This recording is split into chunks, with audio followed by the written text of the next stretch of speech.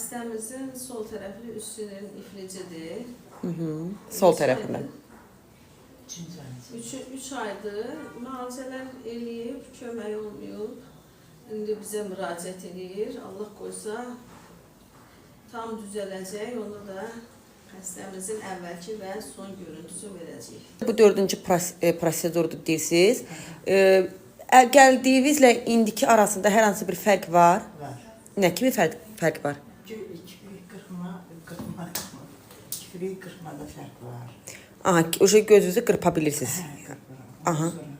İndi iğnə vurub ona görə dodağımda fərq var. Sol tərəf dodağım düzəlir. Aha. Sonra bəzi şeylər var da.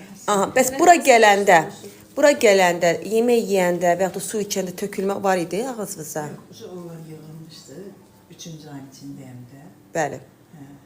Neçə yerdə adını çəkməyin ama 5 yerdə müalicə almışdım. Və yenə də o dediyiniz şeylər var idi sizdə, göz, ağız. Beş deməli klinikada müalicə alıb, görüb düzəlmir, ağzında əyrilik qalıb, gözü yumulmur. Bu şey bizə gələndə 6-cı.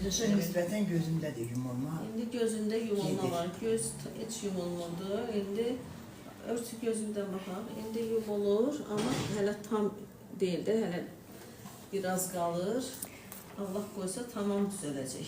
İndi gözü yumulur. Bura gələndə bu göz açıq qalmışdı, göz ağı görsənirdi. Bəli. Qaşları qaldır.